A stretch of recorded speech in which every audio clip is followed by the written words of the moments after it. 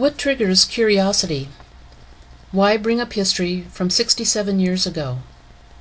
When will the stories of these once young aviators and their crews get the recognition long overdue? Who were these men, and where did this all take place? At an island in the Pacific named Guadalcanal. In 1943, the 13th Air Force of the United States Army Air Corps was stationed in Guadalcanal. The men serving in this group were also known as the Cactus or Jungle Air Force. These crews were known to fly the longest unescorted formation missions, with over 4 million square miles of open ocean. These bomber squadrons were ordered to fly up the slot of the Solomon Islands, inflicting as much damage as possible to the enemy, enabling the ground forces to secure the next airfield, taking island after island. Many of their accomplishments were ignored and overlooked because the command was under the jurisdiction of the Navy. Defeat of the Japanese forces began with heavy bomber air support in the battle for the Solomon Islands. MacArthur's giant 5th Air Force and Nimitz's large 7th Air Force did not have the destructive capability needed. A smaller air force, the 13th, was activated on January 13, 1943, on Espiritu Santo. The 13th Air Force consisted of 100 heavy bombers, 50 medium bombers, and 100 fighters. My dad, Bob Hauser, was a 22-year-old second lieutenant and the co-pilot of the B-24 Scootin Thunder. During the Pacific War, Dad kept a diary documenting his 45 combat missions. Like so many men of his generation, he did not talk about his service other than to say, "We all served." After 6 years, Dad left the Air Force as a captain. My curiosity started several years ago because of a crew picture and a small black diary. My father has his crew picture in a frame in his office at home. Over the years, I've often looked at the picture and wondered, who were all those old guys standing next to Dad? As the years passed and my perspective changed, I would stare at the picture and again wonder, who were these men and what did they do? Finally realizing many were just young boys barely out of their teens. I knew about Dad's diary, and from the time I was 15 years old, I tried to persuade him to write about his experiences as an airman during World War II. I was continually told, we were just doing our jobs. No one cares what happened in the Pacific. Everyone who served has a story. Dad will sometimes say I am the most persistent kid. It only took me 39 years of prodding and a 3-page written beginning to the story before he was convinced to give me his diary. That was in 2004. I contacted Oscar Fitzhenry, Lieutenant Colonel retired, who was the first pilot, now living in South Carolina, and told him about my plans to write this book. Oscar volunteered all the information he had collected over the years, including missing aircrew reports, intelligence reports from all of their missions, and a copy of his diary. He told me he would get the package of information in the mail to me right away. In the meantime, I went online to an Air Force website, trying to locate others who might share any information about the 13th Air Force, 5th Heavy Bomb Group, and the 72nd Bomb Squadron. I was astonished to find so many people searching for information about their relatives. I came across an email, already 2 years old, from a man in Missouri. He was asking for any information about his uncle, Lieutenant Charlie Conkle. In the email, he stated that his uncle died a month before he was born and that he was named Charlie in honor of his late uncle. The email stressed a desire to learn more about this man who served with the 13th Air Force. His uncle was a bombardier, and all he knew was that his plane was shot down on October 10, 1943. If anyone has any information, please get back to me. I got out my dad's diary and leafed through to October 10th and read his account of the raid on Kahili. The pink and yellow tracers came streaming towards our cockpit. The Zeros flew by, missing our ship, and raked Captain Frampton's cockpit. His plane, my baby bub, slid out of formation, then reared into a violent stall and fell away into a spin. I saw 3 guys bail out. 2 of them opened their chutes immediately and were strafed by the Zeros. A few days later, I received all of the paperwork from Oscar and looked for the missing aircrew report for Frampton's plane. Each crew consisted of 10 men. However, on this mission, an 11th man volunteered for camera duty to earn an earlier release back to the States. His name was Lieutenant Charlie Conkle.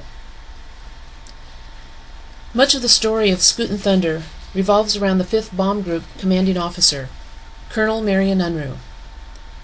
The colonel had earned deep respect and admiration from all the crews in their squadrons.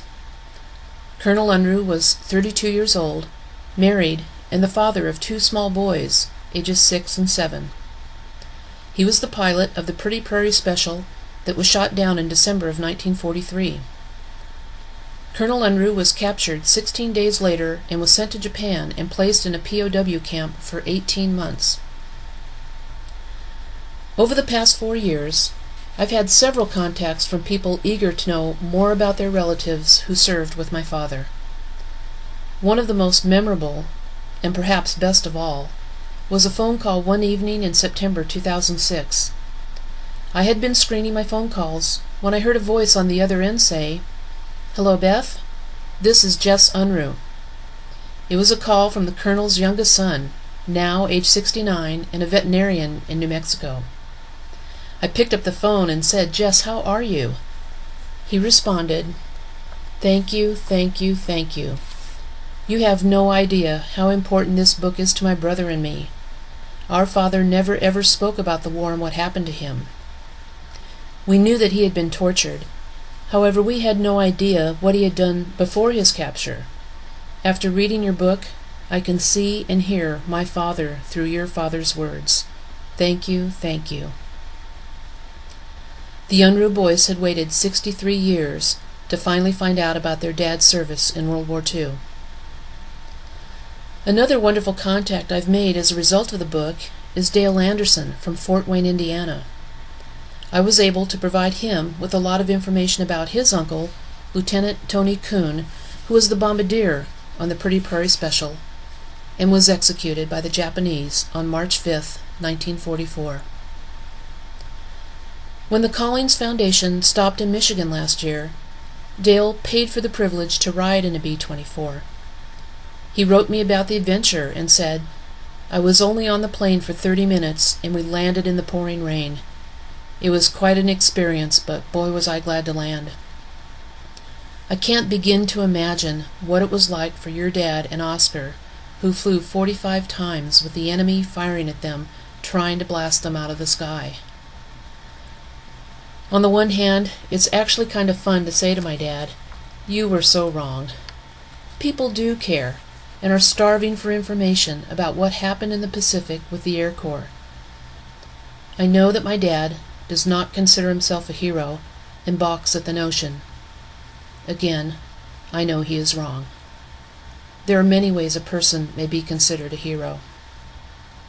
Dad was awarded the Distinguished Flying Cross, 1 silver and 2 bronze oak leaf clusters, 4 bronze stars, an Air Medal, the Air Force Commendation Medal, and the Pacific Campaign Medal.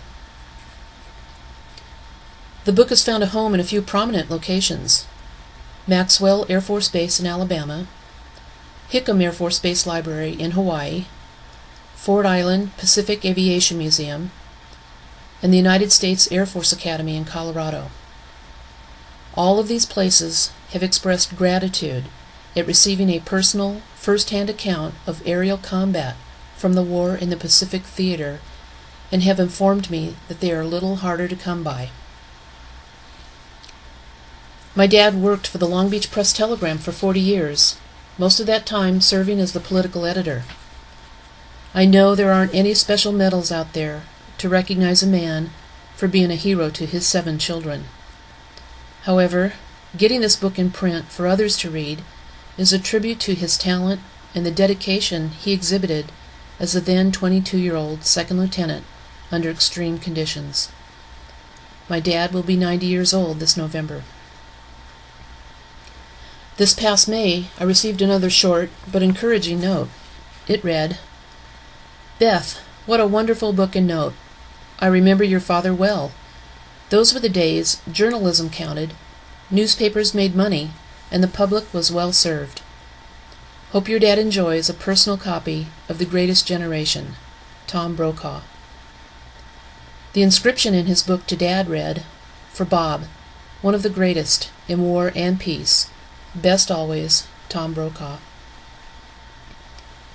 The men of the 5th Heavy Bomb Group wore a patch on their flight jackets that symbolized their fighting skill and determination.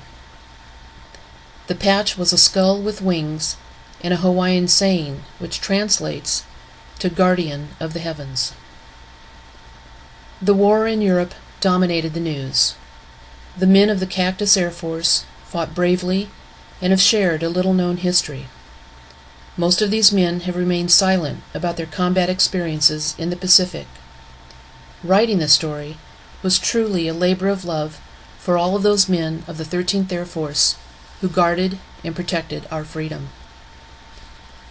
I received an email from a man in Australia who informed me that his dad also served as a pilot with the 13th Air Force. Another man in Virginia contacted me to let me know that his father was mentioned in the book. He was thrilled to read about the mission in November that nearly took his father's life. The story of Scootin Thunder and those 10 brave young men resonates through time. My father had no idea at the time of his journal entries that what he was recording would have any significance other than to his immediate family. Some people may wonder at the end of their lives, did I make a difference for having lived? The answer from my dad is a resounding yes. Thanks, Dad, for the small black diary, the gift of words, the pleasure of reading, and the joy of writing. Your story has enlightened not only your family, but the families of many other men who shared a similar experience at Guadalcanal.